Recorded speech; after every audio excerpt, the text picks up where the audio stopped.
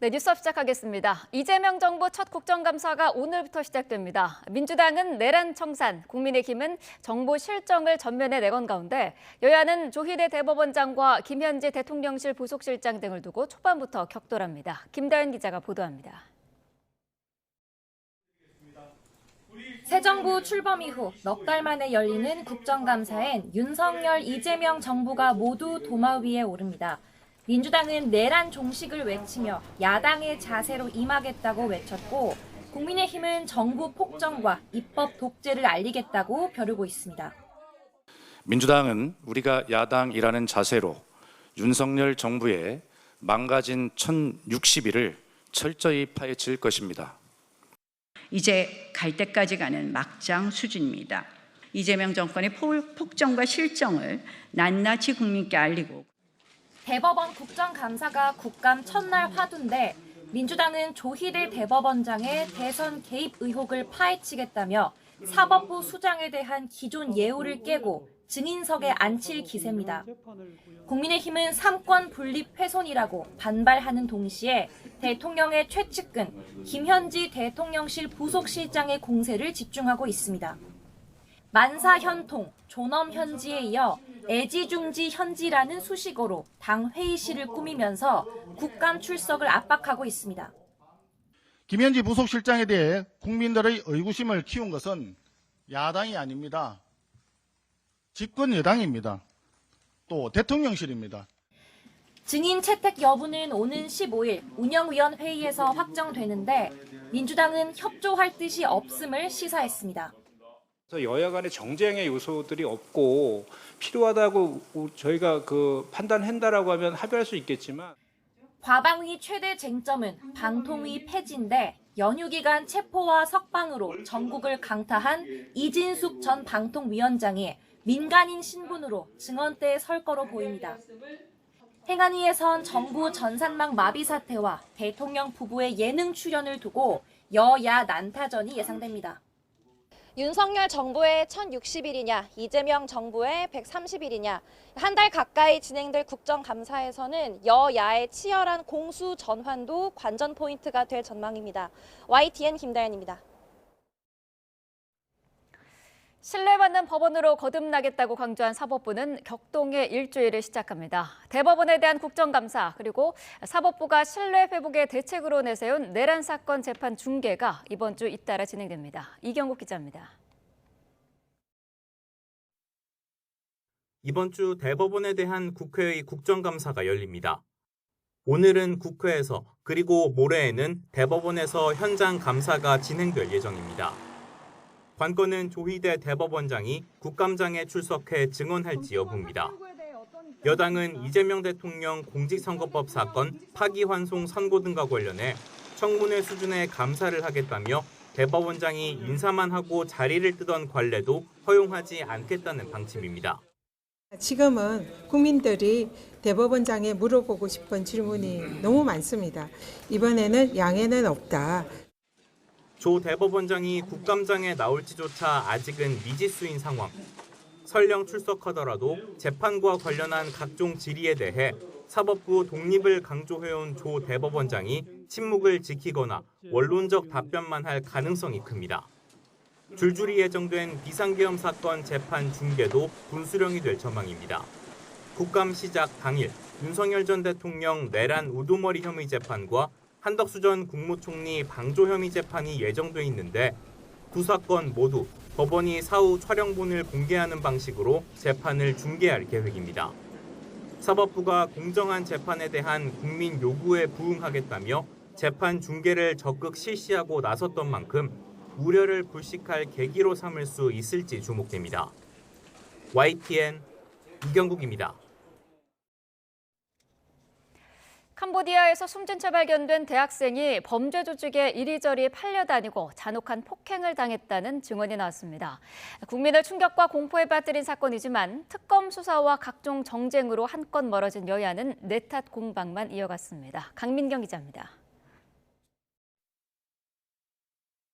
너무 맞아서 걷지도 숨도 못 쉬는 상태였고 병원으로 가는 길에 차 안에서 사망했다. 민주당 박찬대 의원이 공개한 캄보디아 사망 대학생에 대한 증언입니다. 피해자와 같이 감금됐다가 구조된 한국인의 말인데 사망한 대학생은 마약 운반에 강제로 동원되다가 팔려왔고 그때도 이미 심한 폭행을 당해 말을 잘 할 수 없을 정도였다는 설명도 나왔습니다. 국민의힘은 피해자의 부모가 일찌감치 한국 대사관에 도움을 요청했다는 점을 들어 정부 여당에 파상 공세를 퍼부었습니다. 이재명 대통령은 사후 약방문식 대처만 하면서 본질적인 문제 해결에는 손을 놓고 있다고 꼬집기도 했습니다. 우리 국민의 안전과 생명을 지키는 일에도 대통령은 보이지 않습니다. 민주당은 이런 사건조차 발목 잡기 정쟁에 이용하려는 건 공당 자세가 아니라고 받아쳤습니다. 정부도 이번 사안을 심각하게 보고 있다며 다가오는 국정감사에서만큼은 대승적으로 머리를 맞대자고 촉구했습니다. 민주당은 국민의 생명과 안전, 재산을 지키기 위해서 항상 최선을 다하고 있습니다.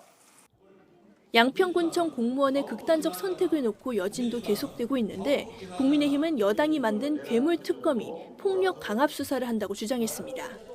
특검에 대한 특검을 해야 한다는 주장까지 나왔습니다.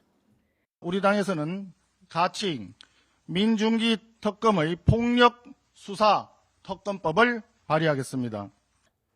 민주당은 야당이야말로 망자에 대한 예의를 지키지 않고 있다며 강압 수사를 외치는 속내는 자신들 죄를 피하려는 꼼수에 불과하다고 받아쳤습니다.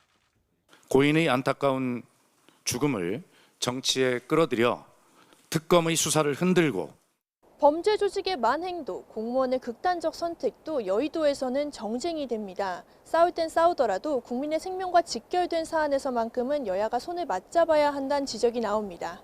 YTN 강민경입니다. 네, 이렇게 최근 캄보디아에서 한국인을 대상으로 한 범죄가 폭발적으로 증가하면서 우리 국민을 불안에 떨게 하고 있습니다. 정부와 수사기관의 대처가 기대만큼 빠르지 못한 답답한 상황 속에 이른바 자경단까지 등장했습니다. 양희력 기자가 취재했습니다. 지난달 캄보디아에서 한국인이 운영하는 온라인 사기 조직이 적발됐습니다. 푸놈펜 아파트에 위치한 사기 작업장에는 범행 가담을 강요당한 피해자 45명이 있었는데 이 가운데 무려 30명이 한국인이었습니다. 고수익을 보장한다는 구인글을 보고 캄보디아를 찾은 20대와 30대 한국인 2명도 전화금융사기에 가담하란 협박과 고문을 받으며 호텔에 160일 넘게 갇혀있다 가까스로 구출됐습니다. 지난 2022년 고작 한 건에 불과했던 캄보디아 내 한국인 납치 신고는 올해 1월과 8월 사이에만 330건으로 폭증했습니다. 반면 주 캄보디아 대사관에 파견된 사건 사고 담당 경찰 인력은 3명에 불과해 대응에 역부족이란 지적이 나옵니다. 이런 현실 속에 캄보디아 등 동남아를 기반으로 활동하는 범죄 의심 인물들 신상을 공개하는 온라인 채널도 등장했습니다. 22살 대학생 A씨가 강제로 마약을 투약하는 거로 보이는 영상도 이곳에서 공개됐습니다.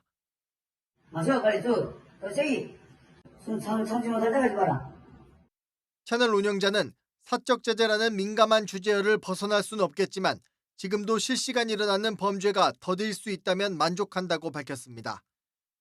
다만 일각에선 특정인의 이름과 얼굴, 여권번호 같은 개인정보가 여과 없이 노출되고 있어 부작용을 우려하는 목소리도 나옵니다. YTN 양일혁입니다. 취임 이후 가장 긴 휴일을 보낸 이재명 대통령이 오늘부터 다시 국정 운영에 속도를 냅니다. 대미 관세 협상부터 주요 민생 현안까지 연휴 기간 다듬은 전국 구상의 해법에 관심이 쏠립니다. 강진원 기자입니다. 이재명 대통령은 연차를 냈던 지난주 금요일을 포함해 모두 열흘간의 휴일을 보냈습니다. 지난 10일 국가정보자원 관련 화재 현장 방문과 연휴 첫날인 지난 3일 이산 가족 등을 만난 걸 제외하곤 공개석상에 모습을 보이지 않았습니다. 제가 아까 강의해 보니까 기러기들이 쭉 줄을 지어 날아가는 게 보였습니다. 사람들만 서로 선을 그어놓고 이렇게 수십 년 세월을 보내고 있는 게 참으로 안타깝습니다. 대신 외부 일정을 최소화한 채 주요 국정 상황을 챙기며 연휴 이후 전국 구상에 몰두했습니다. 이 대통령 앞에 놓인 최대 당면 과제는 미중 정상의 방한과 맞물려 전 세계의 시선이 쏠린 경주 에이펙 정상회의입니다. 3주도 채 안 남은 국제 이벤트를 성공적으로 개최해 다자 외교 역량을 입증해야 합니다. 이를 계기로 트럼프 미국 대통령과 3,500억 달러 규모 대미 투자 세부 협상까지 제대로 매듭짓는다면 우리로선 최상의 시나리오입니다. As you know, in Japan it's 550 billion, South Korea is 350 billion now. That's up front. 남북 관계 개선의 과도기적 단계로 북미 대화 재개 분위기를 조성하고 3단계 비핵화 로드맵에 초석을 다지는 데에도 힘을 쏟아야 합니다. 이 대통령이 맞닥뜨린 국내 현안들 역시 만만치 않습니다. 당장 국민의힘은 이재명 정부 첫 국정감사에서 국정자원 화제와 캄보디아 내 우리 국민 범죄 피해 등 개별 사안은 물론 외교와 경제 등 모든 분야에서 송곳 검증을 벼르고 있습니다. 우리 당은 이번 국정감사에서 이재명 정권의 총체적인 무능과 실정을 하나하나 밝혀내도록 하겠습니다. 야당의 파상 공세 속에 검찰과 사법개혁 등의 이행 방식과 속도를 둘러싼 당정 간 파열음을 최소화하는 것 또한 결국 이 대통령의 몫입니다. 여기에다 부동산 시장 안정과 경기 활성화 등 하나같이 풀기 힘든 숙제들이 쌓여 있습니다. 취임 이후 줄곧 민생 최우선 기조를 강조해온 이 대통령이 어떤 보관을 내놓을지 주목됩니다. YTN 강준원입니다. 이재명 대통령은 오늘부터 시작되는 첫 국회 국정감사와 관련해 모든 부처의 여야 구분 없이 적극적으로 협조하라고 지시했습니다.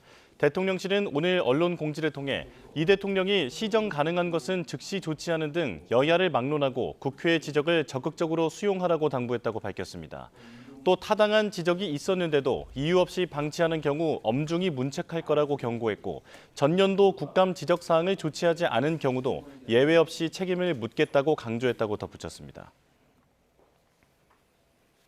국정감사 첫날 국민의힘이 최고위원회의를 열고 앞으로의 전략을 논의합니다. 양평 공무원 사망 사건에 대해서도 다시 언급할 것으로 보이는데요. 현장으로 가보겠습니다. 국정감사 시작입니다.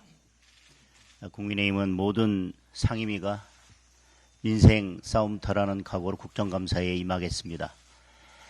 107명 전원이 밤샘 각오로 전력을 다해서 국정감사에 임하겠습니다. 지난 4개월 동안 이재명 정권의 무능을 맛보기만 했는데도 국민은 이미 불안과 걱정 속에 살고 있습니다. 급기야 더불어민주당은 대법원장을 내쫓으려고 국감 증인으로 세우고 출석하지 않으면 동행명령장을 발부하고 고소하겠다고 하고 있습니다. 이성과 양심을 땅에 묻고 제사 지낸 지 오래인 것 같습니다. 민생은 뒷전, 광내기만 진심인 정권을 국민이 직접 심판하실 것입니다. 국민의힘은 이번 국정감사를 통해서 정치 권력의 폭주, 행정 권력의 은폐, 사법 권력의 남용을 철저히 파헤치겠습니다. 정치 권력의 폭주를 국민들께 알리기 위해서 민중기 특별검사를 반드시 국정감사장에 세워야 할 것입니다. 양평 공무원의 극단적인 선택에 대해서 민중기 특별검사는 강압과 회유가 없었다고 밝혔습니다. 공무원의 진술서에 나와 있는 그 심리적 압박감과 강압, 회유, 그것이 특별검사에게는 기본값이기 때문에 강압과 회유가 없었다고 밝힌 것 같습니다. 행정권력의 은폐를 밝히기 위해서 김현지 제1부속실장을 국정감사장에 반드시 세워야 할 것입니다.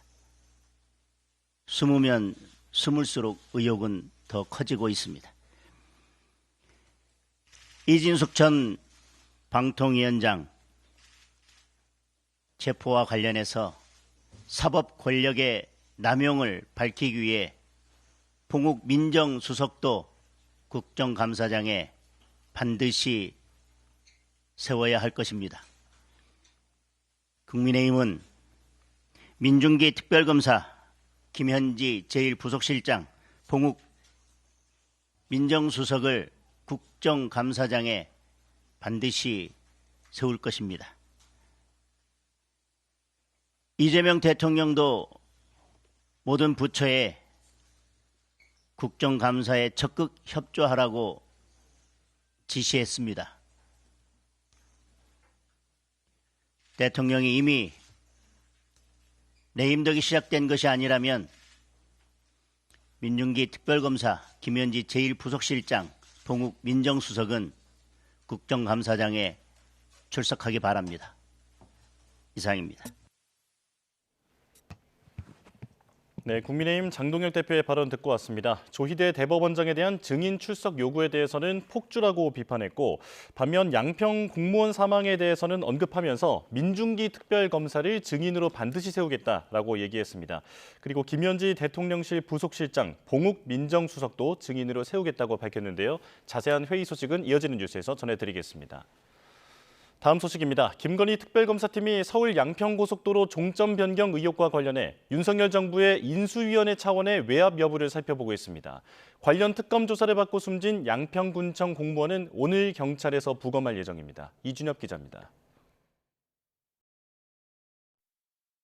서울 양평고속도로 용역업체가 종점을 기존의 경기 양평군 양서면에서 강상면으로 바꾼 안을 내놓은 건 2022년 4월입니다. 새 정부 출범을 불과 한 달 앞두고 이뤄진 변경에 대해 특검은 윤석열 전 대통령 인수위원회 차원의 개입을 의심하고 있습니다. 특검은 지난 7월부터 수차례 벌인 압수수색과 관련자 조사를 통해 인수위로부터 실무진의 지시가 전달된 정황을 포착한 것으로 전해졌습니다. 인수위로부터 이런 외압이 있었다면 인수위 관계자에게 지시를 내리거나 의중을 전달한 윗선이 누구인지에 대한 조사도 불가피할 것으로 보입니다. 수사와 별개로 해당 의혹 관련 수사를 받고 세상을 떠난 양평군청 공무원을 둘러싼 파장이 이어지고 있는 가운데 경찰은 숨진 공무원 부검을 오늘 실시합니다. 타살 혐의점은 없다고 보지만 사망 원인을 명확히 하기 위해 유가족 동의를 얻어서 진행하기로 한 겁니다. 현장에서 발견된 유서 필적 감정도 국립과학수사연구원에 의뢰할 예정입니다. 경찰은 강압수사를 주장하는 내용이 담겨 논란이 된 숨진 공무원의 별도 자필 메모가 유서 내용과도 일치하는지에 대해서는 말을 아끼고 있습니다. 다만 유서는 유가족이 살펴보고 숨진 공무원 필체와 일치한다는 점을 확인했다고 전했습니다. 특검은 지난 10일 공무원에 대한 해명 자료를 낸 이후 추가 입장은 내지 않고 있습니다. 경찰의 사망 사건 수사 상황을 우선 지켜볼 것으로 보입니다. YTN 이준엽입니다. 자, 계속해서 정치권 상황 짚어보겠습니다. 차재원 부산가톨릭대 특임교수 최소영 시사평론가와 함께하겠습니다. 어서 오십시오. 안녕하세요. 네. 캄보디아에서 우리 국민을 대상으로 한 범죄가 잇따르고 있습니다. 최근에는 대학생이 고문당해 숨지는 사건도 발생을 했는데 이재명 대통령이 외교적으로 총력전을 기울이라라고 지시를 했는데요. 지금 상황이 어디까지 진행이 된 건가요? 일단 뭐 손은 잃었지만 늦었더라도 외양간을 지금 서둘러서 고쳐야 될 그런 상황이 아닐까라는 생각이 듭니다. 지금 사실 이 지금 캄보디아에서 우리 국민이 납치 감금되는 사건이 지난해부터 급증하는 추세를 보이고 있거든요. 네. 지난해 같은 경우는 전년 대비 10배나 증가를 해서 200건에 이르렀고요. 그 올해 같은 경우 올해 8월까지만 해도 벌써 300건이라는 거예요. 그렇다고 한다면 그동안 이 정부가 도대체 뭘 했느냐는 비판에서 자유로울 수가 없는 것이죠. 네. 그런데 따지고 보면 뭐 지난해 사실 그러니까 10배가 증가됐다는 것은 따지고 보면 지난해는 윤석열 정권이잖아요. 그렇기 때문에 지금 이거는 여야가 책임 공방을 하기 전에 머리를 맞대고 빨리 이 사안을 어떤 식으로든 대책을 서둘러서 지금 힘을 기울일 수밖에 없는 그런 상황이라 생각을 하는 것이고요. 그렇기 때문에 지금 공석으로 지금 되어 있는 캄보디아 대사에 대한 지금 보임을 서둘러서 할 필요가 있고 그리고 또 현지에서 이 현지 경찰이 수사하는데 상당히 미흡한 부분이 있기 때문에 필리핀의 경우처럼 우리나라 경찰을 그러니까 좀 더 많이 파견을 해서 소위 코리안 데스크라는 전담 경찰을 둬서 이런 사건을 좀 미연에 방지하고 또 이 불거진 사건에 대해서는 서둘러서 이 공조수사를 통해서 범인들을 잡고 거기에 대해서 철저하게 처벌하는 그런 시스템을 빨리 만드는 것이 필요하다는 생각이 듭니다. 네, 국민의힘에서는 이거 사건이 공론화된 뒤에 대통령이 외교부 대응을 지시한 건 너무 늦은 거 아니냐 이런 지적을 하고 있어요. 그렇습니다. 지금 뭐 최 교수님 잘 지적해 주셨지만 그러면 윤석열 정부 때가 지난해를 거슬러 올라가면 한 20배 늘었지만 올해는 30배가 늘었어. 330명이 그 이런 신고가 들어왔는데 이거는 분명히 올해 들어서 벌어진 일 아닙니까? 자, 그렇다면은 7월 달에 이제 캄보디아 대사가 이제 국내로 소환됐을 때 어찌됐건 이 사안에 대해서 빨리 캄보디아 대사 쪽 정도는 임명을 시켰어야죠. 네. 그래야만 그나마 지금 15명 정도의 아마 대사관 인력이 제가 있는 것으로 알고 있는데 그걸 지휘할 수가 있는데 지금 영사가 하고 있단 말이죠.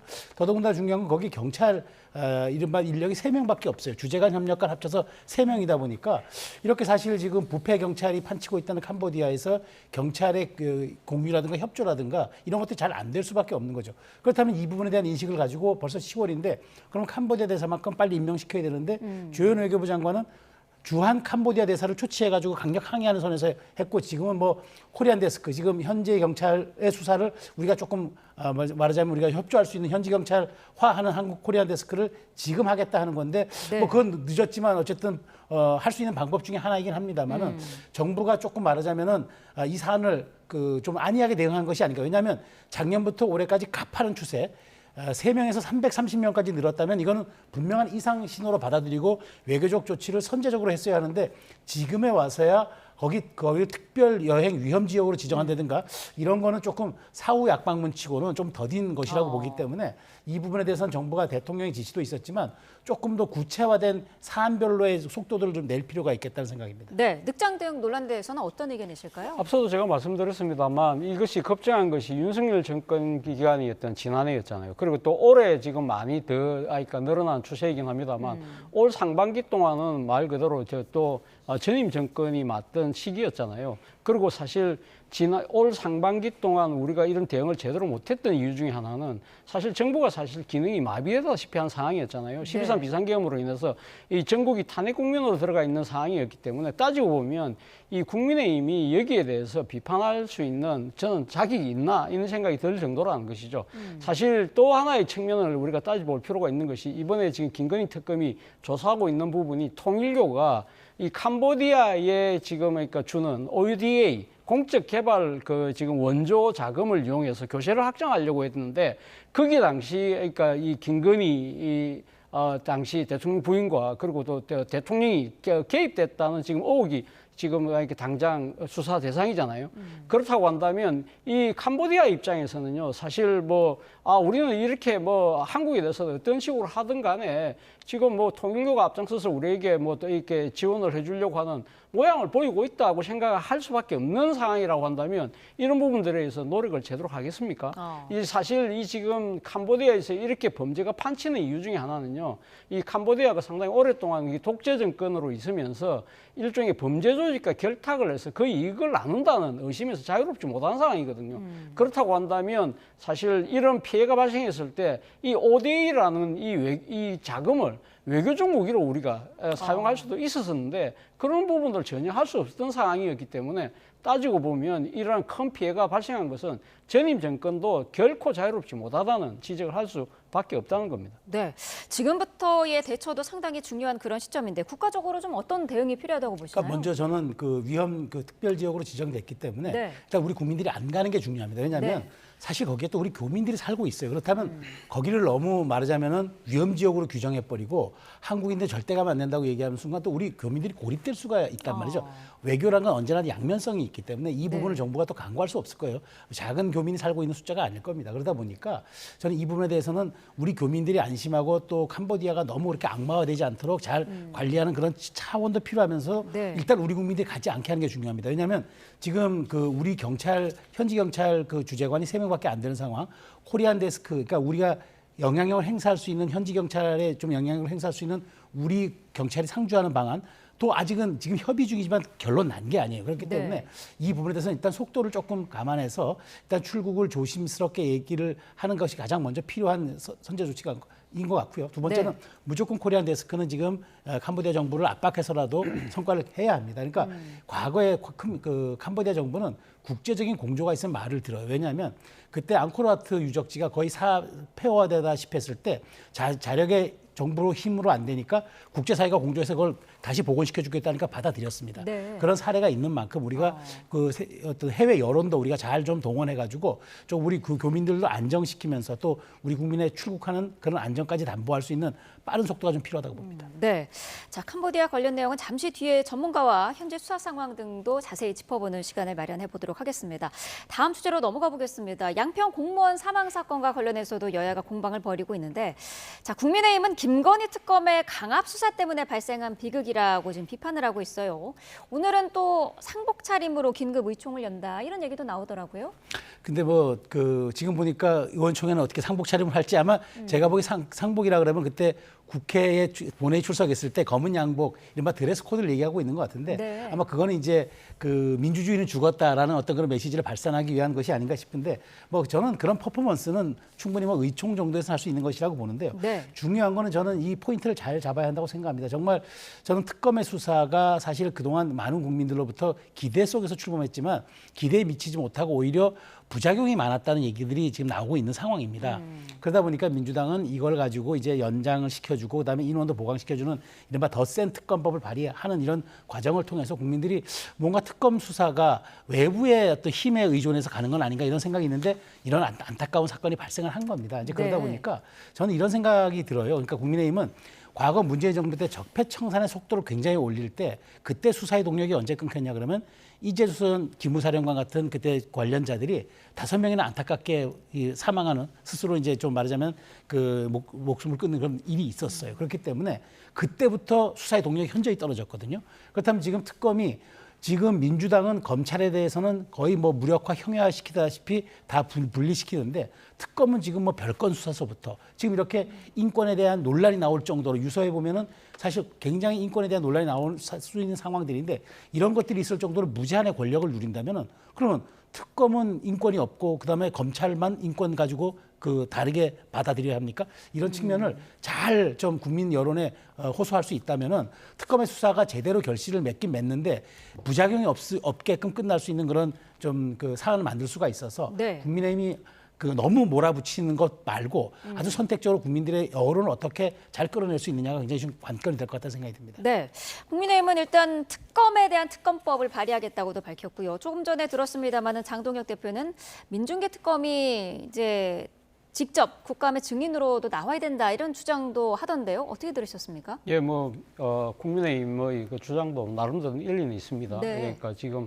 공직자가 그 특검 수사 과정에서 억울함을 호소하면서 극단적인 선택을 한 부분이기 때문에 이 부분에 대해서 야당 입장에서는 이런 이야기를 할 수 있다고 봅니다만 중요한 대목은 저는 3가지 포인트라고 생각이 돼요. 앞서 뭐 말씀하셨지만 이 정권이 교체되고 난 뒤에 전 정권의 의혹을 관련된 수사를 할 때마다 이런 극단적인 선택을 하는 사건이 계속적으로 지금 발생하고 있다. 이런 부분들은 한국 정치의 고질적인 병폐 중에 하나이기 때문에 이 고리를 끊는 차원에서 어떤 식의 대책이 만들어져야 될 필요가 있다는 생각이 들고요. 그리고 지금 뭐 오늘 뭐 상복을 입고 뭐 의원총회를 한다 안 한다 이야기를 합니다만 가장 중요한 것은 당장 필요한 것은 저는 진상규명이 아닐까라는 생각이 듭니다. 그렇다고 한다면 이 진상규명을 위해서는 필요하면 국회가 나서서 민중기 특검의 국정감사 출석도 요구할 필요가 있는 것이고요. 그래서 이 국민의 대의기관인 국회가 국민의 눈높이에서 여러 가지 제기된 의혹들에 대해서 질문을 하고 특검이 여기에 대해서 답변을 통해서 진상규명을 밝혀나가는 조치가 저는 반드시 필요하다는 생각이 들고 그렇지만 또 하나 우리가 절대 간과해서는 안 되는 부분 중에 하나가 왜 이 특검이 시작됐나요? 이제 대통령의 부인이 이 권력을 이용해서 수많은 이 자신의 여러 가지 뭐랄까요, 치부와 또 그리고 이 일탈을 한 부분에 대해서 국민적 질타가 모아졌고 그래서 정권이 교체가 되고 그래서 어떻게 보면 이 지금 민중기 특검이 사실 뭐 민주당의 정치적인 의도에서 비롯됐다는 측면보다는 국민들의 그러니까 이해와 공감 속에서 출범한 측면이 분명히 있기 때문에 네. 여기에 대한 진상조사도 저는 한치 흐트럼 없이 계속될 필요가 있다는 생각이 듭니다. 네, 진상규명 과정에서 필요하다면은 민중기 특검의 국감 증인 출석도 해야 된다고 보시나요? 그렇습니다. 생각해 보십시오. 그럼 특검은 누가 누가 관리합니까? 특검은 누가 견제합니까? 네. 지금 특검은 사실 견제할 수 있는 기능이 아무것도 없어요. 그러다 보니까 지금 국민의힘은 특검을 특검할 수 있는 또 다른 특검을 얘기하자는데 그건 사실상 현실 불가능한 얘기고요. 네. 그렇다 그러면은 진상 조사를 해야 되는데 생각해 보십시오. 지금 보니까 여기에 주로 경찰 수사관들이 했다 그러면 이 수사를 또 누가 합니까? 경찰이 합니까? 공수처가 합니까? 그러다 보니까 저는 지금 차 교수님 말씀하신 대로 진상규명 중요합니다. 그래야지 이런 안타까운 사건이 재발하지 않습니다. 네. 그리고 특검의 수사도 인권과 상황을 고려하면서 속도 조절할 수가 있습니다. 그렇기 때문에 이걸 국회가 이걸 통제하지 않으면 누가 통제하겠습니까? 그런데 민주당은 만약 여기에 대해서 미온적이다. 그러면 저는 사법개혁이 저는 이중적이라는 생각을 드는 거죠. 최소한 특검의 잘못된 부분은 지적할 수 있는 그런 용기라든가 그런 실체적 진실을 향한 그런 어떤 자신들의 의지가 있어야 네. 더 센 특검법을 발의했던 그 정당성이 부여되는 거지. 거기 특검에는 과도한 걸 다 부여하고 특검이 하는 일에는 우리가 견제하거나 우리가 관여할 수 없다라고 얘기한다면 그것이야말로 또 다른 괴물을 낳는 사안이기 때문에 네. 저는 국민의힘이 특검에 대해서 국정조사에 국정감사에서 충분히 우리가 물어보자 했을 때 이 부분에 대해서는 수사권을 침해하지 않는 선에서 최소한 민주당이 여기에 동의해 주는 거 저는 그것이 민주당의 사법정의에 대한 최소한의 예의라고 생각합니다. 네, 덧붙이실 내용이 있으실까요? 뭐 제가 앞서 말씀드린 것처럼 그러니까 가장 중요한 것은 지금 진상규명이거든요. 네. 그러니까 지금 경찰이 유서와 관련된 부분을 지금 나름대로 조사를 하고 있고 그리고 지금 검찰에서 지금 사망하신 공무원에 대한 부검도 지금 실시할 예정이기 때문에 네. 이런 부분들을 본다고 한다면 어느 정도 사인에 대한 이야기는 분명히 밝혀질 것이고요. 그리고 지금 이 메모와 그리고 또 이 남긴 뉴스를 보면 여러 가지 억울한 점이 있다고 한다면 이런 부분들은 앞서도 제가 말씀드린 것처럼 이제 마침 또 국감이 시작됐잖아요. 네. 그렇다고 한다면 이 특검을 저는 뭐 국회에 소환을 해서라도 이 부분에는 국민적 의혹은 풀 필요가 있다는 생각이 듭니다. 네. 자, 이재명 정부의 첫 국정감사는 오늘부터 시작이 됩니다. 앞서서 짚어본 이 두 가지 이슈뿐만 아니라 곳곳에서 이제 여야가 충돌할 것으로 보이는데 국민의힘은 이번 국감의 주제를 대한민국 안전한 나라인가로 꼽았더라고요. 어떻게 보십니까? 그렇습니다. 잘 꼽았다고 봅니다. 네. 그런데 그렇게 잘 꼽았지만 과연 그렇게 될지가 또 의문입니다. 왜냐하면 결국 저도 자꾸 이번 의문이 드는 게 이번 국감은 조이대로 시작해서 김현지로 끝나는 게 아닌가 이런 자꾸 저도 우려가 드는데 네. 어찌됐건 안전한 대한민국 이거 중요합니다. 왜냐하면 이재명 대통령이 후보 시절에 그렇게 안전을 또 강조했기 때문이고요. 또 작은 사망 사고가 발생하더라도 현장에 가서 끝까지 책임을 묻겠다는 그런 의지를 보여왔기 때문에 우리 국민이 해외에서 사망한 이런 아주 참담한 사건.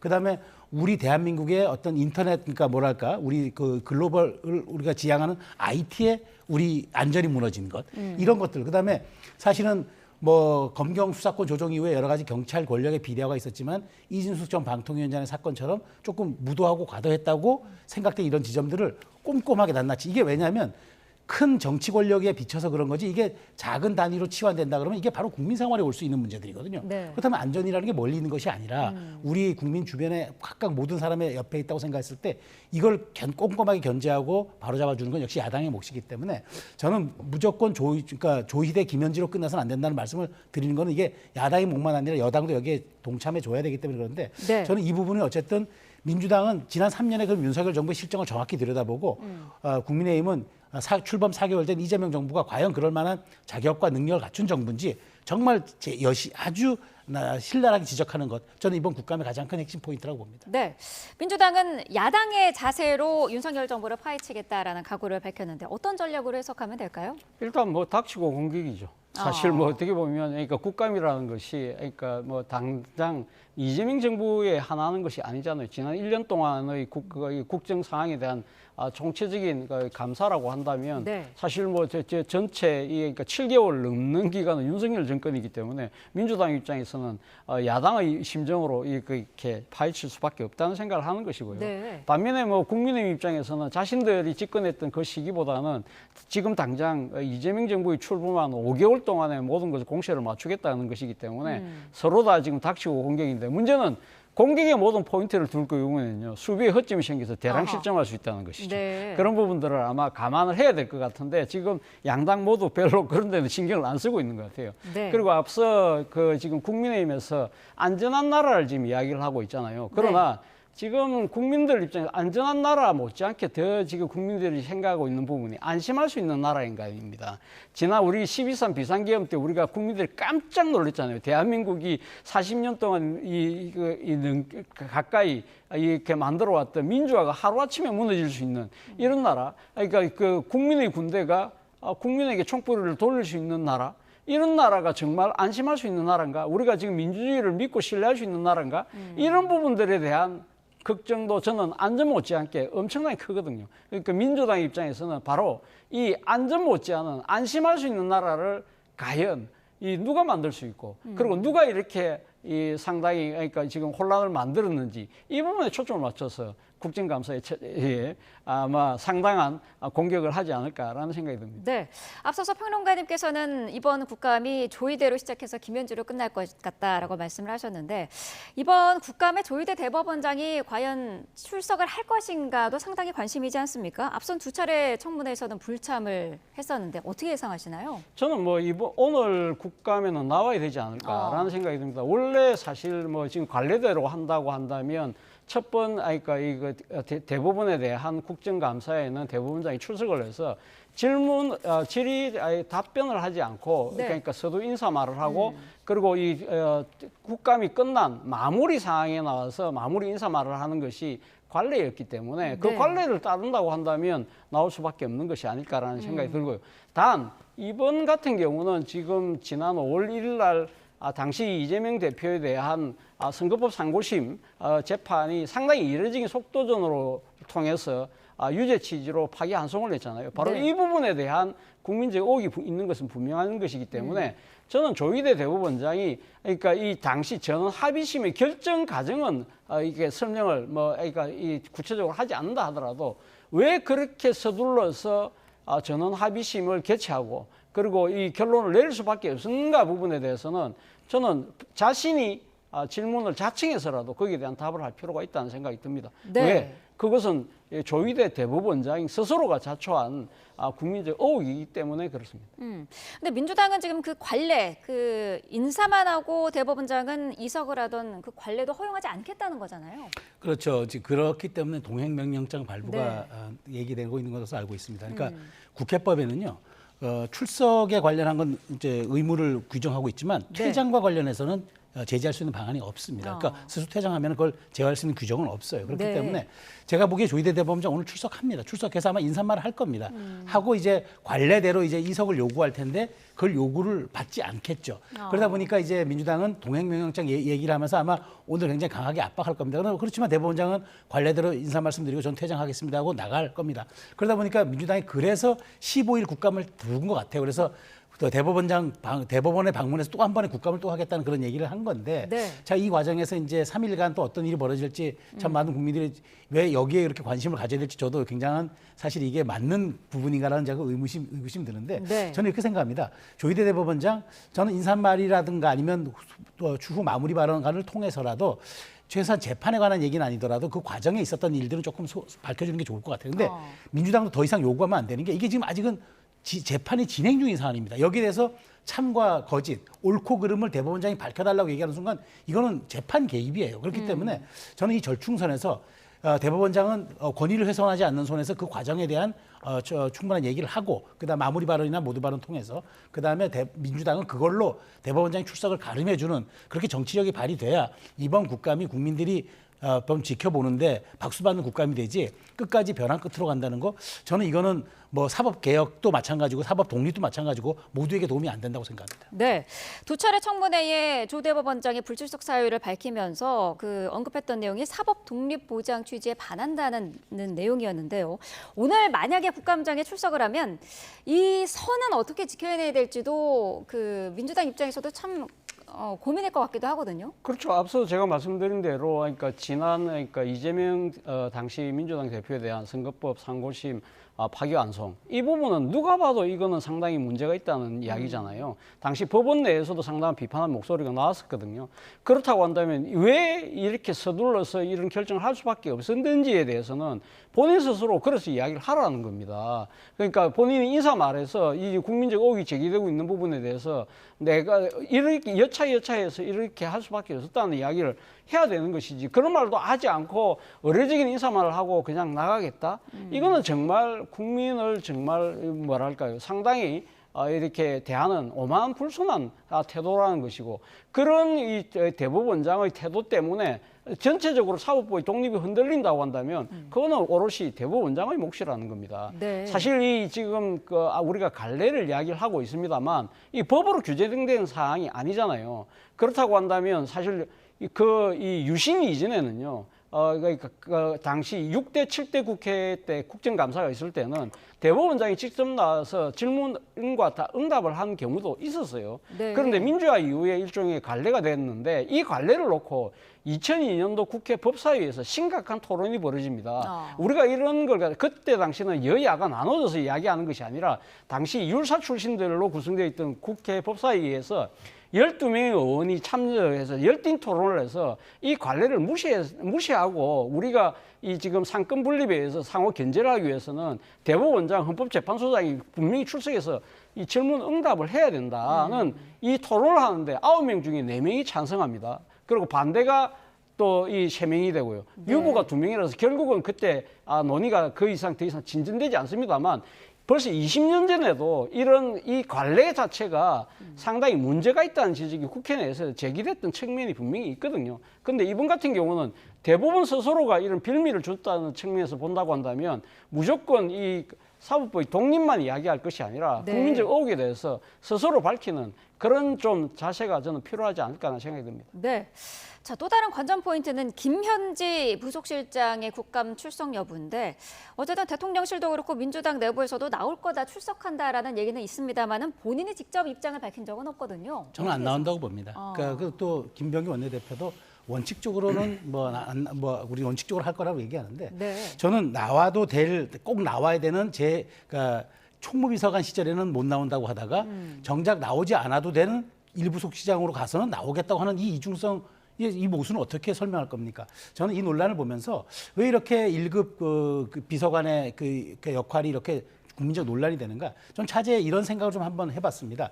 미국에는 정보공개법이라는 게 있습니다. 그러니까 모든 공적 인사와 공적 자원이 투입되는 그런 제도와 법에 대해서는 다 정보를 공개하도록 돼 있습니다. 네. 근데 그 정보공개법의 이름이 또 다른 명칭이 선샤인 로우입니다. 햇볕법입니다. 그러니까 이게 공개되지 않고 우리가 자꾸 이게 미궁 속에 있으면 이게 음습해지는 곰팡이가 피는 것이 원칙이기 때문에 투명하고 객관적으로 우리가 국민에게 알리는 것이 맞다라고 해서 법안의 이름을 선샤인으로 햇볕법을 했습니다. 아니 1급 공무원의 학력서부터 출신지서부터 관련 사항들이 이렇게 그 국민적 관심을 끌 일입니까? 그러니까 저는 차제에 지금은 1급 이상 모든 사람들에 대한 인적 사항이 전부 공개돼야 되고 그다음에 공적 자금이 투입되는 모든 사안에 대해서는 그 정보가 공개되도록 하는 거를 우리 국회도 만들 필요가 좀 있다고 봐요. 그럼 앞으로 이런 논란 없을 거 아닙니까? 이렇게 소모적이고 이렇게 당파적인 논란이 국정감사의 아주 주된 이슈로 블랙홀처럼 잡아먹는 거 이건 더 이상 반복해서는 안 되겠죠. 우리가 이런 데서 지혜를 얻어야 되는 것 아니겠습니까? 여야가 저는 이런 정보공개법 추진을 한번 해볼 필요가 있다고 봅니다. 네, 음습하게 곰팡이가 덮이기 전에 나오는 게 맞지 않냐라는 의견을 주셨는데요. 어떤 의견이실까요? 저는 그런 생각을 합니다. 김현지 부속실장 본인이 결정하는 것이 아니고요. 민주당이 결정하면 나와야 되는 거죠. 그렇지 않습니까? 그러니까 지금 대통령도 이번 국정감사를 앞두고 국회의 지적을 적극적으로 수용하라.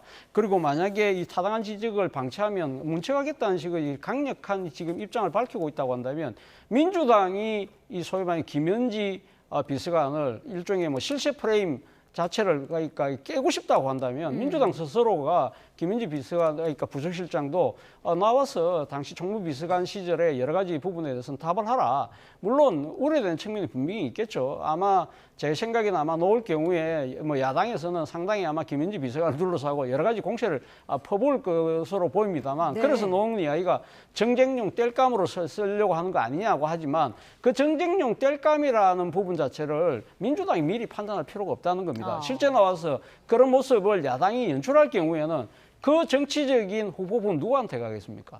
그거는 결국 국민들이 다 판단하는 몫이거든요. 그렇기 때문에 이 민주당 스스로 그 김현지 그러니까 비서실장에 대한 일종의 뭐랄까요, 이 최고존엄이라는 야당의 그런 비아냥을 스스로 용인하는 그러한 저는 우려를 범하지 않았으면 좋겠다는 생각이 듭니다. 네, 알겠습니다. 자, 두 분 말씀 여기까지 듣겠습니다. 차자원 부산가톨릭대 특임교수 최소영 시사평론가와 함께했습니다. 고맙습니다.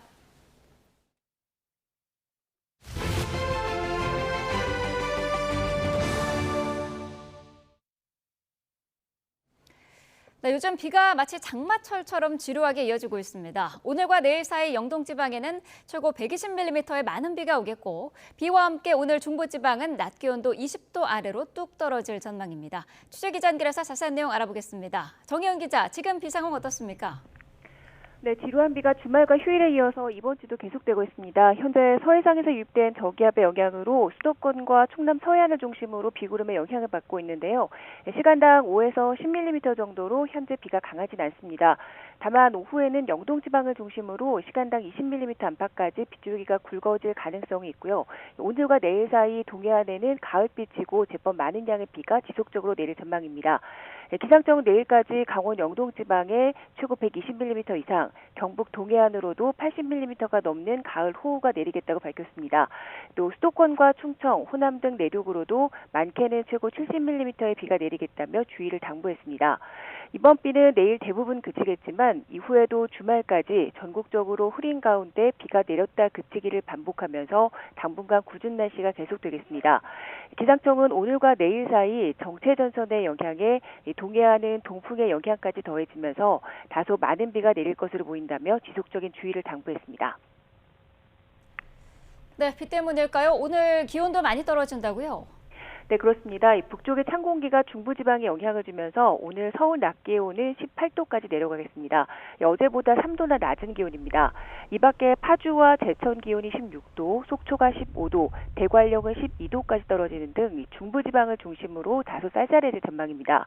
반면 이 맑은 날씨에 남쪽의 더운 공기 영향을 받고 있는 전남 해안과 제주도에서는 낮 기온이 30도 가까이 오르면서 늦더위가 예상됩니다.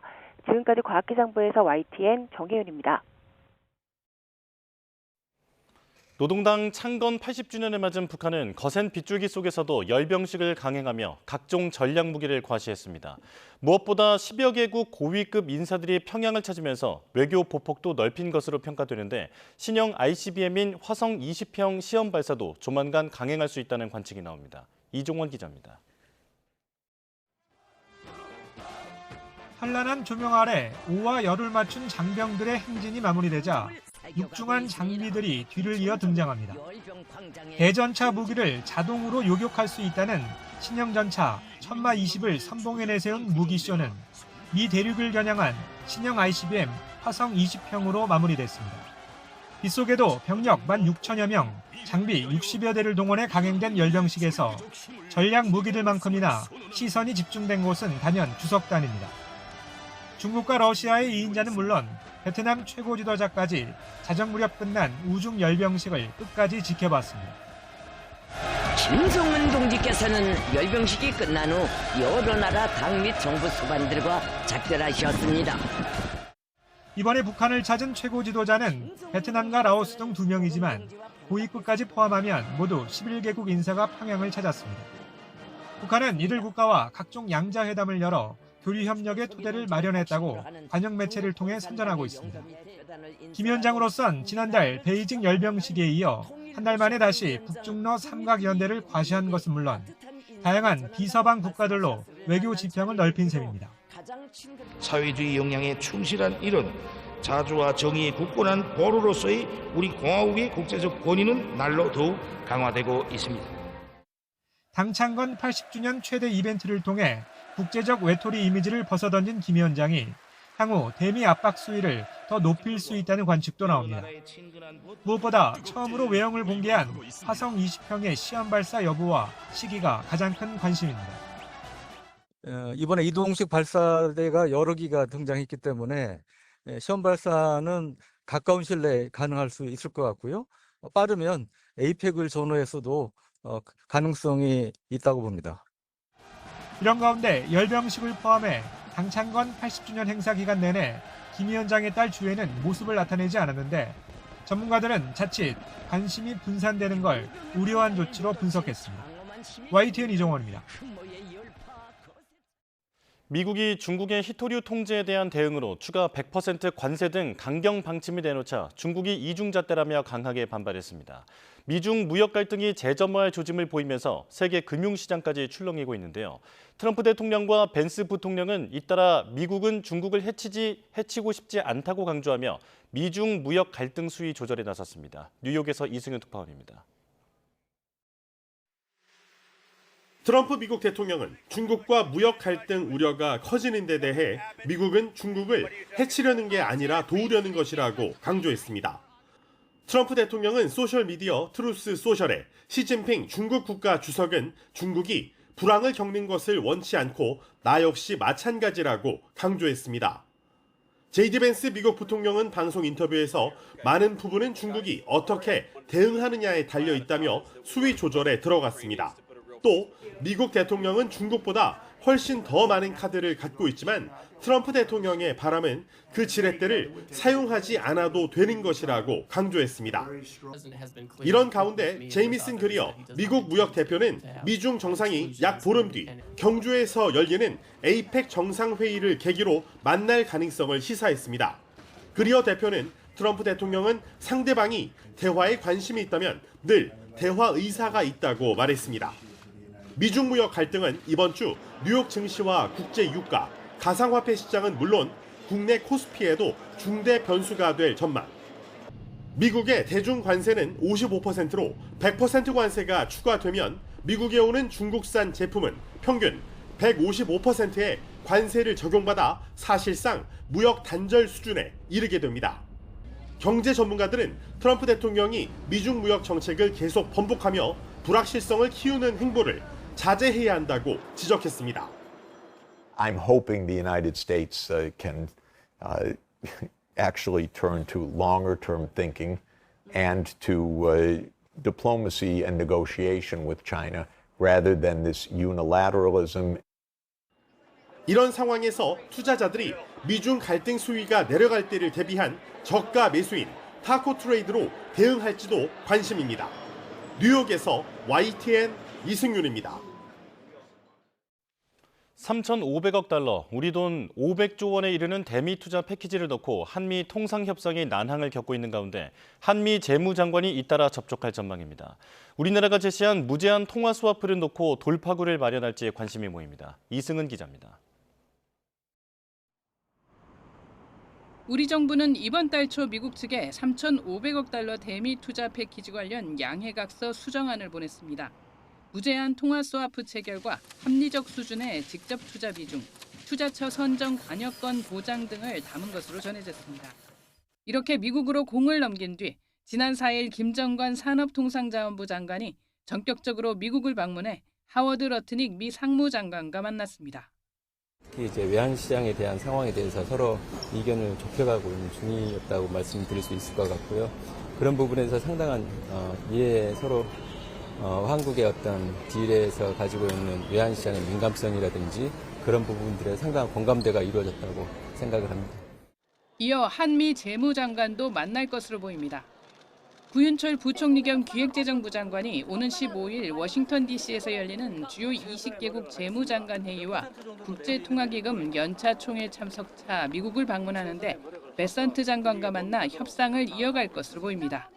두 사람은 다음 주 송도에서 열리는 아시아 태평양 경제협력체 에이펙 재무장관 회의와 이번 달 말 에이펙 정상회의 기간에도 만날 가능성이 높습니다.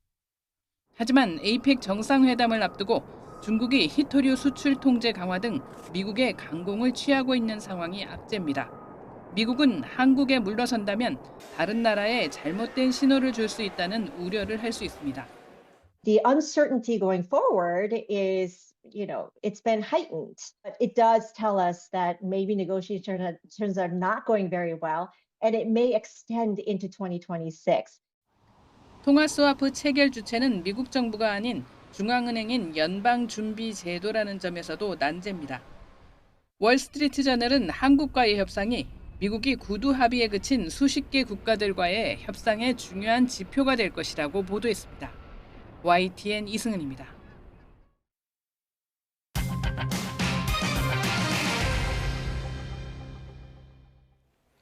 캄보디아 고문 살해 사건으로 숨진 우리 대학생에 대해 경찰이 현지 공동 부검을 추진하고 있습니다.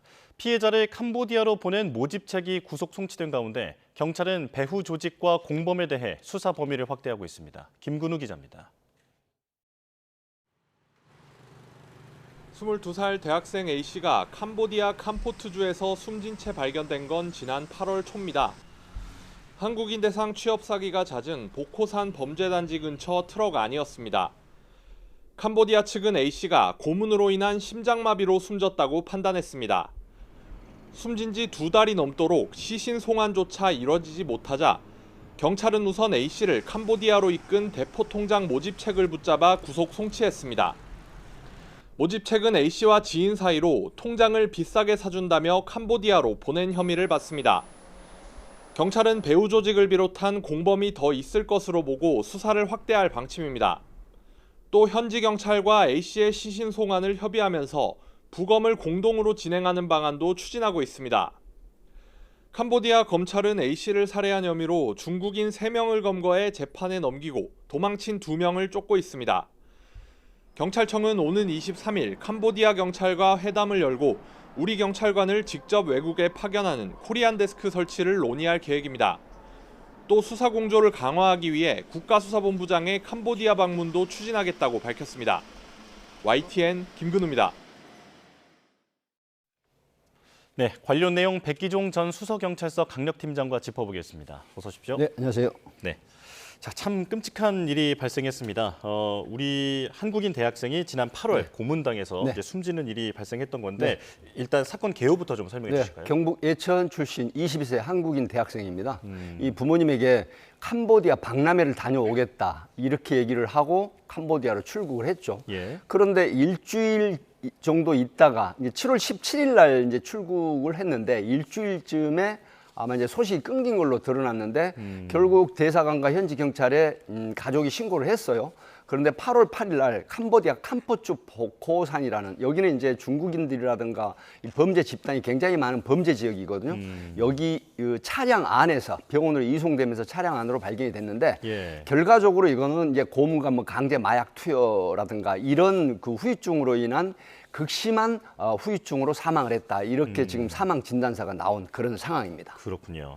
자, 고수익 취업 사기를 미끼로 지금 이런 한국인들이 캄보디아로 넘어가는 경우가 많다고 하는데 지금 어떤 상황입니까? 뭐 사실은 이제 고수익 취업 사기라고 하는 부분은 이제 보이스피싱 같이 유인을 하거든요. 그래서 지금 2021년도에 4건 정도의 한국인 납치 강금이 일어났던 건데 작년에 220건. 그 다음에 이제 올해는 8월 달까지 무려 330건의 납치 강금 사례가 발생을 한 겁니다. 이렇게 돼서 사실은 지금 인근 지역 필리핀, 태국이라든가 이런 데서 이런 사건이 빈발하니까 나라가 이제 대응을 하는 이런 상황이니까 결국은 대만이라든가 한국인들을 상대로 한 이런 납치 강금 사례가 빈발하고 있다. 상당히 지금 심각한 그런 수준에 도달한 상태입니다. 예. 그런데 숫자가 순식간에 이렇게 수백 배나 증가하다 보니까 궁금해지는 게 그간은 집계가 잘 안 됐던 건지 갑자기 이렇게 증가한 이유가 뭐라고 보세요? 사실은 제가 방금 말씀드린 것처럼 이 최초에 2020년 같은 경우나 2021년 같은 경우는 3사건에 불과했던 납치 강금 사례가 작년부터 올해까지 급격하게 증가한 거는 바로 다른 타 지역 국가를 인접 국가에서 납치 강금하는 이런 사례가 많았었는데 이런 나라에서 대응을 철저하게 해버린 상황입니다. 결국 그러기 때문에 이런 그 한국이 아직 경계라든가 여행주의보라든가 여행 경계 발령을 하지 않는 틈을 타서 그런 상태에서 한국인들을 납치 강금하고 특히 한국인들이 캄보디아, 뭐 라오스, 베트남, 동남아 국가에 굉장히 많이 진출을 하거든요. 여행이라든가 이런 부분을 노리고 아마 범죄를 많이 하는 걸로 이렇게 추정이 됩니다. 예, 지금 이런 흐름으로 보면 한국인들이 이런 현지 범죄 단체의 어떤 대상이 되는 게 아닐까 이런 걱정도 더 커지고 있는 상황인데 저희가 잠깐 그 그림을 좀 지도를 보여드렸습니다만 미얀마와 라오스, 태국 이렇게 이제 골든 트라이앵글이라고 부를 수 있는 이곳을 벗어난 곳에서 지금 범죄가 일어난 거잖아요. 네.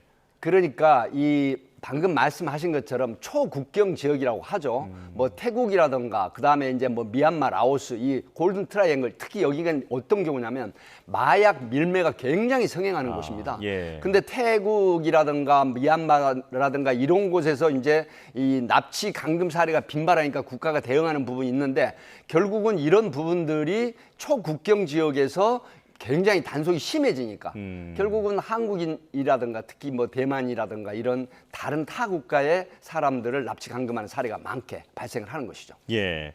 자, 그런데 캄보디아가 이런 피싱 범죄의 본거지가 된 이유는 뭡니까? 사실은 캄보디아 당국과 그다음에 중국 국적이 이제 진출을 하면서 커넥션 의혹이 굉장히 많습니다. 예. 쉽게 말해서 뭐 카지노 산업이라든가 그다음에 여러 가지 뭐 특별 경제 자유구역 내 뭐 법 집행 체계가 약화된다는 뜻은 뭐냐면 바로 이런 범죄 집단과 그다음에 캄보디아의 소위 권력층과 이 커넥션이 이루어지는 이런 형태가 결국은 피해를 입더라도 수사가 미진하고 또 수사가 신속하게 대응하지 못하는 이런 형태가 있기 때문에 아마 이런 게 점점 증가 추세에 이르렀다 이렇게 봅니다. 예, 고위층이 비호하는 그런 의혹도 있기 때문에 사실상 면허받은 범죄 구역처럼 지금 네. 여겨지고 있는 게 아닌가 네. 싶은 상황인데 그러다 보니 수사나 이런 것도 제대로 진행이 안 되나 보죠?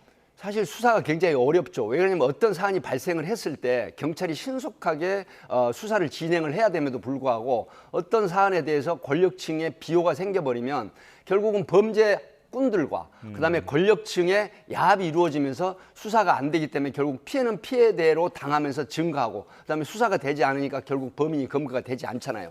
이런 상태에서 이런 납치 감금 사례가 계속 증가하고 있는데 뭐 보이스피싱 범죄라든가 마약 밀매라든가 성매매라든가 이런 부분들 또 온라인 도박이라든가 이런 부분들이 계속 증가하면서 피해는 점점 커져가는 그런 상황입니다. 예.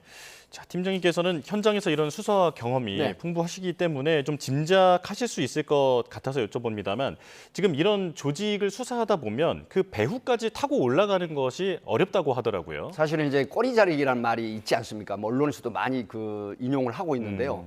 사실은 그 마약 밀매 같은 경우는 이 중간체까지는 검거가 가능한데 상선까지는 이 체포가 쉽지 않다고 하는 부분은 바로 꼬리 자르기 수법인데 특히나 이 국가 체계에서 권력의 비호가 있다라고 하면은 더 이상 수사 진전이 안 되기 때문에 상선이라든가 정말 그 어떤 사안을 이 플랜을 해서 계획하는 보스 소위 말하면 우두머리 이런 사람들까지 수사가 미치지 않는 그런 형태가 되기 때문에 결국은 이런 부분들을 타파를 해야 되는 그런 문제점이 있는 것이죠. 예.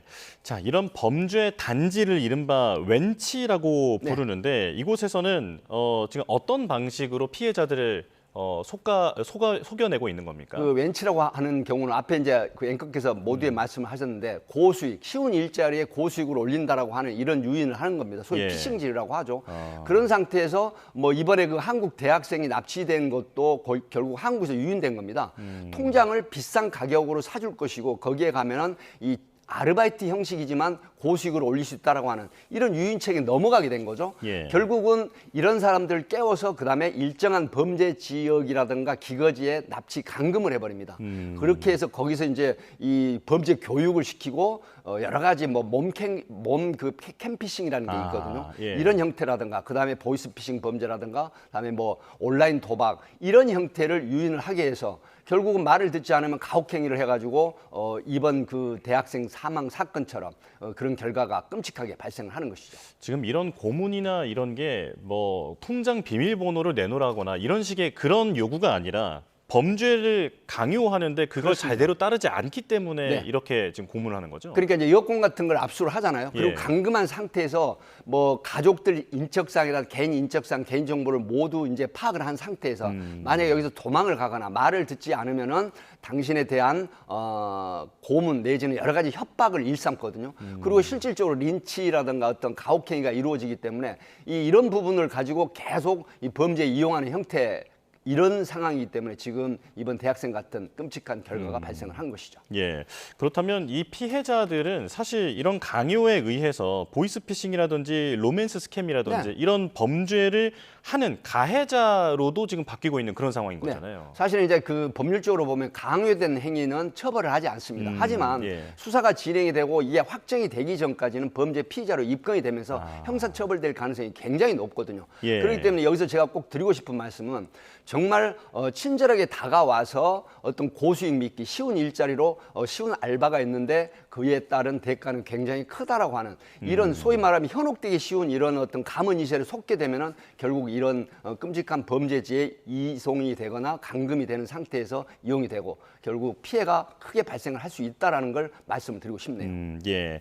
이번에 사망한 대학생 같은 경우에는 그 증언에 의하면 어떠한 조직에서 이런 고문을 당하다가 다른 조직으로 또 팔려왔다라고 하더라고요. 이런 조직에서 이런 피해자들을 사고 파는 그런 행위가 왜 일어나는 겁니까? 지금 감금을 해서 유인해서 감금을 해서 범죄 이용을 하다가 이제 이용 가치가 없다라거나 또 가족을 상대로 한 협박을 해서 돈을 유인하는 이런 형태도 있거든요. 근데 이런 가치가 떨어지게 되면은 다른 지역으로 옮겨서 그다음에 범죄 지역에 옮긴단 말이죠. 그렇게 해서 그 범죄꾼들에게 사고 파는 형태, 사람을 인신매매 형태로 이렇게 이루어지면서 계속 범행에 활용을 하는 이런 형태이기 때문에 정말 굉장히 끔찍하고 위험한 그런 상황이 계속되는 것이죠. 예. 현지 한인단체의 얘기에 따르면 지금 이런 식으로 피해를 받는 한국인만 해도 수백 명씩은 되는 것 같다. 연간 수백 명씩은 되는 것 같다라고 하는데 이런 범죄에 내가 지금 연루가 되어 있는 것 같다라고 한다면 어떻게 대응해야겠습니까? 뭐 사실은 이제 현재 지금 가능하다고 하면 통신을 이용한 현재 내가 살고 있는 감금돼 있는 건물이라든가 특정할 만한 그런 장소를 사진 촬영을 해서 뭐 보낸다거나 메신저로 연락을 한다라고나 하는 이런 부분들이고 특히 이제 여권 같은 걸 압수를 하거든요. 그렇기 때문에 내가 가지고 있는 휴대폰에 여권 같은 걸 입력을 해놓고 대사관 연락처를 안다라든가 또 경찰 관련한 이런 번호를 인지를 해서 그래서 거기에 연락을 하게 되면은 이 최소한의 수사가 진행이 되면서 구출될 수도 있는 이런 형태이기 때문에 이런 점에 유의할 필요가 있다 이렇게 봅니다. 예. 일단은 캄보디아에 가서 큰 수익을 얻을 수 있다라고 하는 그런 어떤 재원 같은 것, 조언 같은 것에 대해서는 의심할 필요가 있겠군요. 그렇습니다. 이제 우리나라 같은 경우에도 뭐 예를 들어서 적은 투자로 고수익 이렇게 돼서 이제 리딩방 사기라든가 뭐 여러 가지 코인이라든가 또 주식 사기를 당하는 경우가 있거든요. 역시 마찬가지입니다. 특히 2030이나 이런 사람들이 해외에서 손쉽게 돈을 벌 수 있다는 이런 현혹된 얘기를 하거든요. 특히 동남아 국가 중에서도 캄보디아 같은 경우에는 지금 한국인이 나타나면 이 다가와가지고 친절하게 얘기를 하면서 일자리 또 고수익 이런 제안을 한다고 합니다. 여기에 속게 되면 결국은 웃음 뒤에 악마 같은 그런 범죄꾼들이 기다리고 있는 곳으로 감금이 되는 형태이기 때문에 정말로 적은 수익의 고수익은 있을 수 없다라고 하는 측면 이걸 유의를 하셔야 되겠다 이런 말씀을 드립니다. 예. 자, 앞서 한국인 피해자가 이렇게 갑자기 급증하는 이유에 대해서 말레이시아라든지 싱가포르 이런 이제 다른 나라들 인접해 있는 다른 나라들에는 이런 범죄 수법이 좀 알려지다 보니까 지금 그 이제 타겟이 한국인이 그렇습니다. 됐다 이렇게 지금 설명을 해주셨는데 그렇다면 이제 우리 경찰도 본격적으로 대응을 해야 할 것 같습니다. 국수본부장이 현지 방문을 추진한다고 하는데 앞으로 어떻게 진행이 될까요? 박성주 국가수사본부장 저와 같이 근무도 했습니다만은 박성주 국가수사본부장이 캄보디아 경찰과 협력, 소위 MOU라든가 그다음에 이제 사법체계에서 범죄인 인도 협약이라든가 이런 조약이 돼 있지만 신속하게 송환할 수 있는 부분들, 그러니까 외교부라든가 이런 어떤 국가기관 간의 이 협업을 통해서 신속한 범죄 대응과 그다음에 피의자가 검거되거나 피해자를 우리나라에 신속하게 송환하고 범죄 검거를 할 수 있는 이런 체계를 마련하겠다는 건데 여기서 제가 하나 드리고 싶은 말씀은 2012년도에 필리핀에 한국 교민을 상대로 한 범죄가 굉장히 많았거든요. 그래서 코리안 데스크를 설치를 해서 현지 경찰과 협업을 해서 교민이 피해를 당했을 때는 수사를 해서 범인을 검거하는 이런 형태가 있었는데 지금 캄보디아 같은 경우도 우리나라의 공간에 3명 정도의 경찰관이 파견돼 있는데 이 사람들이 실질적으로 수사가 굉장히 어렵죠. 예를 들어서 올해 8월까지 330명의 피해자가 납치 감금된 우리 한국 교민들 피해가 있음에도 불구하고 캄보디아 경찰은 수사 대응이 녹록지 않거든요. 그렇기 때문에 캄보디아에 우리 박성주 국가수사본부장이 진출을 해서 협업을 해가지고 캄보디아에도 코리안 데스크를 소위 설치를 해서 현지 교민이 피해를 당했을 때 또 우리나라 관광객이 피해를 당했을 때 신속하게 수사를 해서 그다음에 캄보디아 경찰과 협업을 통한 범인 검거 그다음에 피해자, 피해 변제 이런 부분들에 이 진력을 해야 된다 이렇게 봅니다. 예.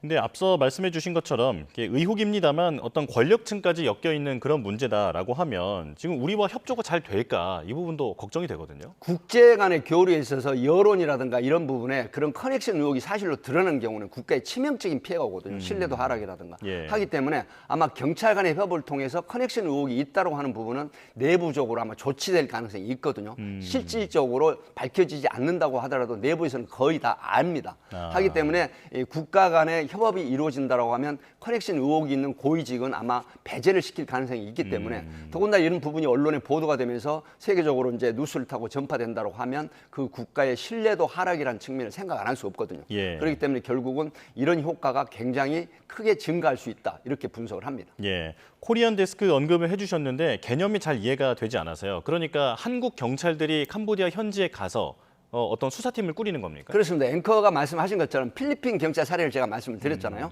예를 들어서 한국인을 상대로 한 범죄, 뭐 물론 필리핀인과 한국인이 연루된 사건도 같이 하지만 캄보디아 같은 경우도 마찬가지죠. 만약에 필리핀이라든처럼 캄보디아 현지 경찰이 진출을 하게 되면은 우리 교민이나 한국 관광객이 피해를 입었을 때 캄보디아 경찰과 협업을 통해서 직접 수사를 하게 됩니다. 이렇게 되면 신속한 수사 내지는 범인 검거 또 피해 회복이 될 수가 있다는 측면에서 굉장히 긍정적인 효과가 있을 수 있죠. 예. 자, 한편 또 캄보디아 이런 한인 범죄를 추적하면서 그 자경단이 활동을 하고 있습니다. 사실 이제 그런 어떤 이 사람들의 신상이라든지 범죄자로 지금 의심이 되는 사람들의 신상을 공개하는 식인데 사실 뭐 엄연히 말하면 사적 제재는 맞잖아요. 그렇죠.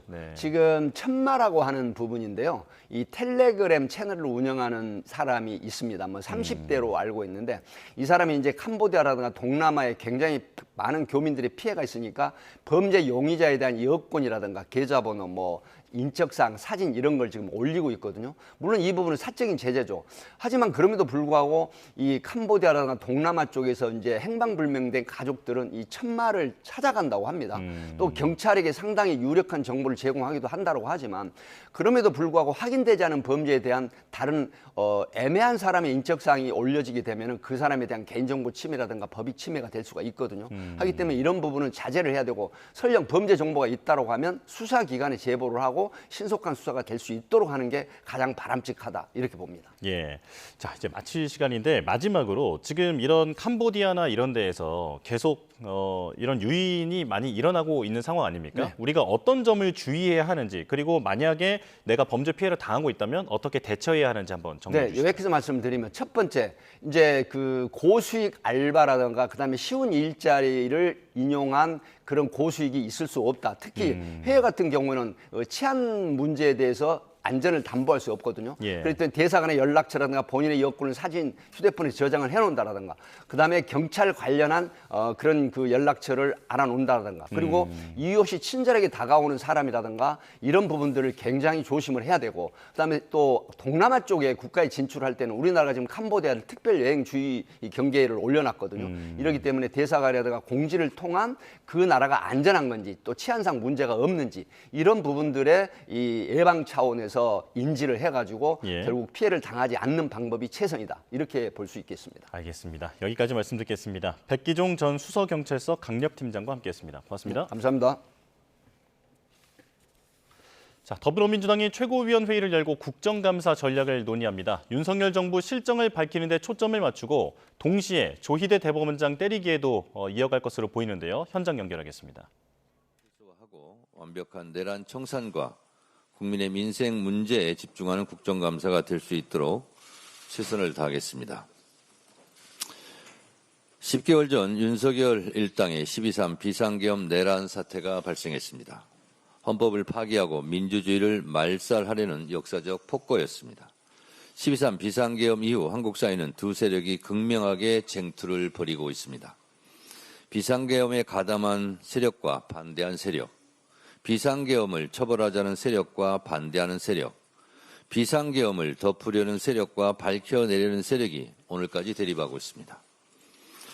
윤석열을 국회에서 탄핵한 세력과 탄핵에 반대한 세력, 윤석열을 헌법재판소에서 파면한 세력과 파면에 반대한 세력, 윤석열을 단죄하려는 세력과 윤 어게인을 외치는 세력, 대선에서 윤석열 비상계엄 정권을 연장하려는 세력과 윤석열 정권을 심판하려는 세력이 끊임없이 대결해 왔습니다.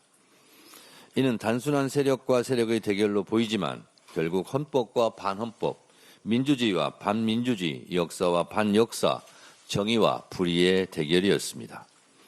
끝내 헌법과 민주주의가 승리하고 이재명 정부가 출범했습니다. 그러나 반역사적 책동도 멈추지 않고 준동을 계속하고 있습니다. 진실은 더디지만 결국 그 얼굴을 드러냅니다. 오늘 박성재 지시 뒤 계엄 체포 3,600명 수용 가능, 삭제 문건 복구라는 제목의 한겨레신문 단독 보도가 있었습니다. 노상원 수첩에 수많은 사람들을 수거, 살상한다는 충격적인 사실에 비하면 아무것도 아닌 것처럼 보여도 계엄이 성공했다면 무고한 수많은 사람들이 감옥에 갔을 것이란 사실은 분명해 보입니다. 비상계엄의 범죄자들은 망각의 강이 흘러가기만 기다릴 것입니다. 범죄에 대한 기억이 흐릿해지고 계엄과 단죄에 대한 필요증을 부채질할 것입니다.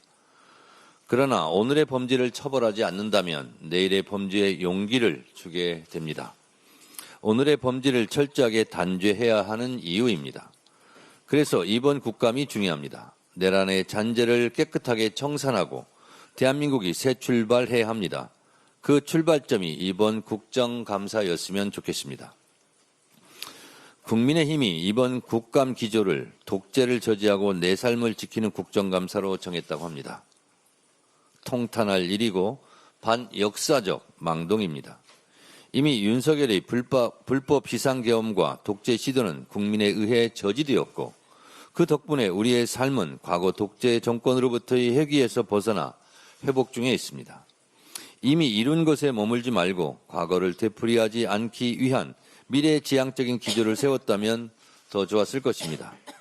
이번 국정감사가 내란 청산을 위해 힘을 합칠 수 있는 기회라고 생각해 주시길 바라며 늦게라도 국민의힘이 국정감사 기조를 변경하길 촉구합니다.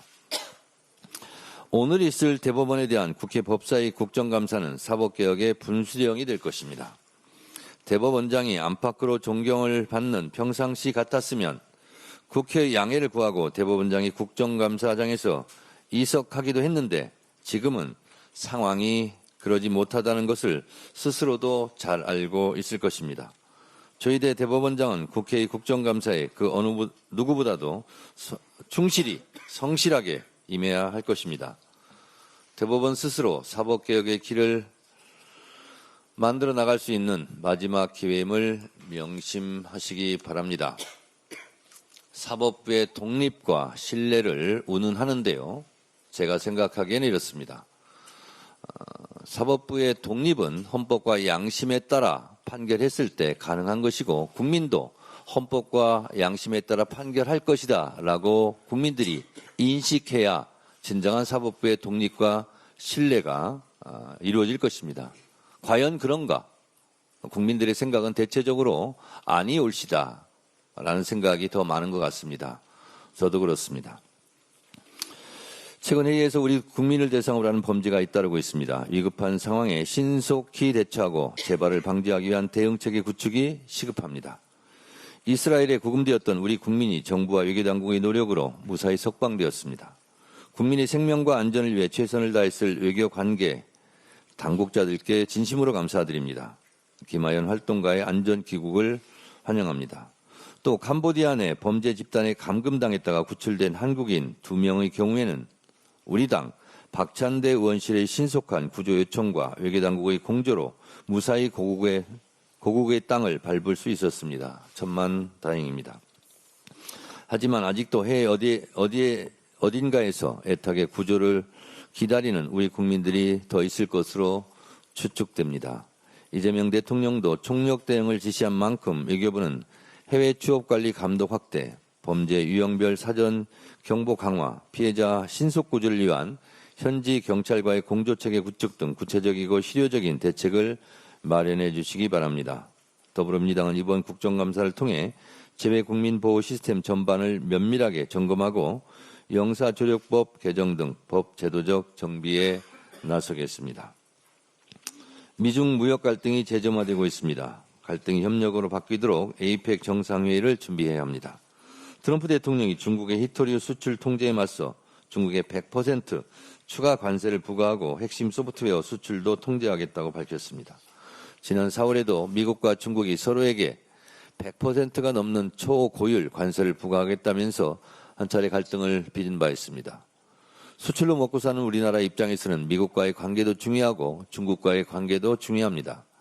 이럴 때일수록 국익 중심 실용 외교가 더욱 절실합니다.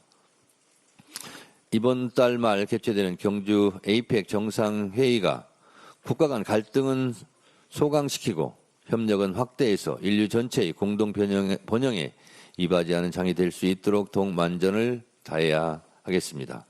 이재명 대통령도 미중 간 가결에서의 한국을 강조했습니다.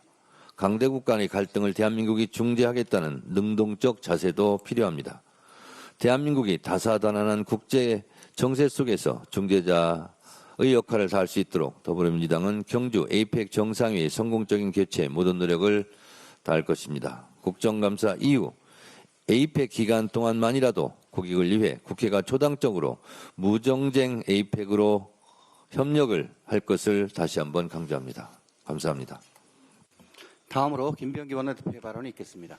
네, 민주당 정청래 대표의 발언 듣고 왔습니다. 이번 국정감사를 통해서 내란의 잔재를 청산하겠다라는 의지를 밝혔고요. 조희대 대법원장에 대해서는 일단 출석한 뒤에 이석해왔던 그간의 관례에 대해서 언급하면서 지금은 상황이 다르다며 국감에 충실히 임해야 한다라고 강조했습니다. 이 밖에 해외 국민 안전 그리고 에이펙 정상회의도 언급이 있었는데요. 자세한 회의 소식은 곧 다시 정리해서 전해드리겠습니다. 이번엔 증시 상황 보겠습니다. 지난주 반도체주 강세에 힘입어서 사상 처음으로 3,600선을 돌파했던 코스피가 오늘 미중 무역 갈등 재점화 우려에 급락하고 있습니다. 한국거래소 개장 화면 함께 보겠습니다. 자, 오늘 우리 증시는 긴장감이 감돌고 있습니다. 미중 무역 갈등이 주말 사이에 불거지면서 뉴욕 증시가 폭락한 영향이 나타나고 있는데요. 지금 코스피와 코스닥 모두 파란불을 켜고 있습니다. 코스피는 2% 가까이 급락하고 있는 상황, 그리고 코스닥도 1.7% 가까이 내리고 있습니다. 자, 이달 말 에이펙 정상회의를 앞두고 양측의 신경전이 치열해지고 있는 상황으로 보이는데 지금 이 여파가 우리 증시에 직격탄이 되고 있습니다. 원달러 환율이 더 걱정입니다. 지금 가장 우려스러운 게 환율이다라고 볼 수 있겠는데 연휴 직후에 야간 거래에서 1,430원대까지 뚫어냈었는데 오늘도 지금 1,430원으로 출발하고 있습니다. 원달러 환율이 9원 오르면서 출발하고 있고요. 대미 투자 불확실성 그리고 엔화 약세 같은 여러 요인이 겹치면서 원화 약세가 두드러지고 있는 상황입니다. 5월 2일 이후 지금 환율이 최고치로 치솟았다는 소식까지 전해드렸습니다. 자세한 증시 상황도 이어지는 뉴스에서 전해드리겠습니다. 이번엔 수출 속보입니다. 이달 초 우리나라 수출이 추석 연휴 등의 영향으로 지난해보다 감소세로 출발했습니다. 관세청은 이달 1일부터 10일까지 수출액이 130억 달러로 지난해 같은 기간보다 15.2% 줄었다고 밝혔습니다. 다만 실제로 일한 날짜인 조업일수를 고려한 하루 평균 수출액은 37억 달러로 지난해보다 33.2% 늘었습니다. 수출 품목별로는 반도체가 47%, 석유 제품이 6.2% 증가했지만 승용차는 51.8%, 무선통신기기는 28.9%, 자동차 부품은 49.1% 감소했습니다. 국가정보자원관리원 화재로 인한 전산망 복구가 예상보다 더디게 진행되고 있습니다. 이런 가운데 정부가 관련 상황을 점검하는 회의를 여는데요. 중앙재난안전대책본부 회의 현장으로 가보겠습니다. 안녕하십니까. 중앙재난안전대책본부장 윤호중입니다. 지난주 금요일 대통령께서 현장을 방문하셔서 국가 전산자원의 중요도는 국방에 비견할 만하다 이렇게 말씀하시면서 신속한 복구와 확고한 재발 방지 대책을 강조하셨습니다. 이러한 대통령님의 말씀에 주무 장관으로서 막중한 책임감을 느끼며 신속한 시스템 정상화와 근본적인 재발 방지 대책을 마련하는 데 최선을 다하겠다는 말씀을 다시 한번 드립니다. 복구 진행 상황을 공유드리겠습니다.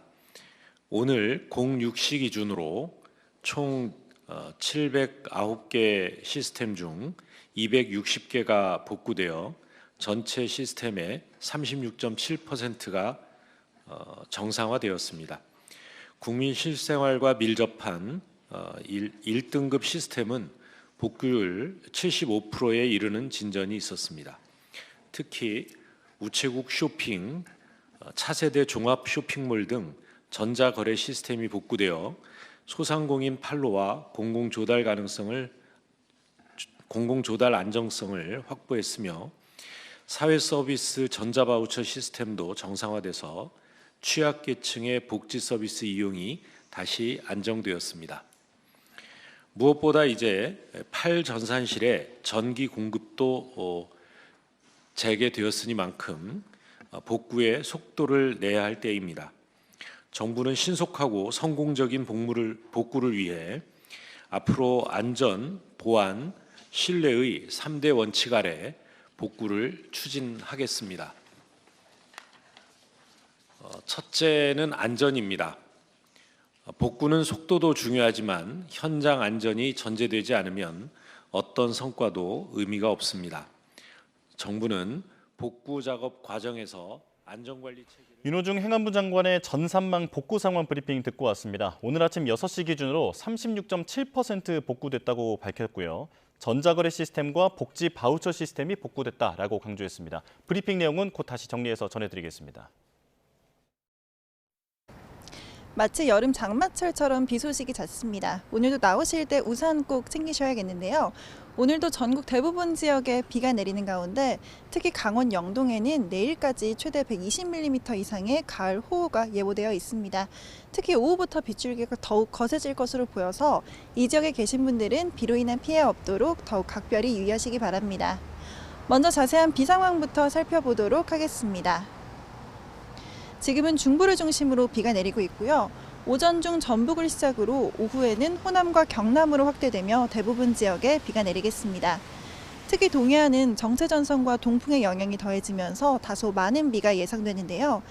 내일까지 영동에 최대 120mm 이상, 경북 동해안에 80mm 이상, 그 밖의 지역은 10에서 70mm의 비가 내리겠습니다. 특히 영동은 오늘 오후부터 내일 새벽 사이 시간당 20mm 안팎으로 강하게 쏟아질 수 있겠습니다. 비가 내리면서 날도 종일 서늘하겠습니다. 한낮에도 서울이 18도, 춘천 15도, 강릉 17도에 머무는 등 중부지방은 아침 기온과 큰 차이 없겠습니다. 반면 비가 늦게 시작되는 남부지방과 제주도는 늦더위가 나타나겠습니다.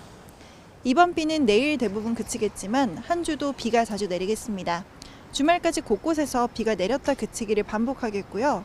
주말에는 서울 낮 기온도 20도 아래로 떨어지면서 한층 더 쌀쌀해질 전망입니다. 현재 동해상에는 풍랑특보가 발효 중인 가운데 바람도 강하게 불겠습니다. 또 당분간 동해안과 제주 해안에서는 너울성 파도도 높게 밀려들어서 해안가에서는 안전사고에 주의하셔야겠습니다. 지금까지 YTN 정세현입니다. 네, 뉴스업 월요일 순서 마칩니다. 내일 다시 뵙겠습니다. 고맙습니다.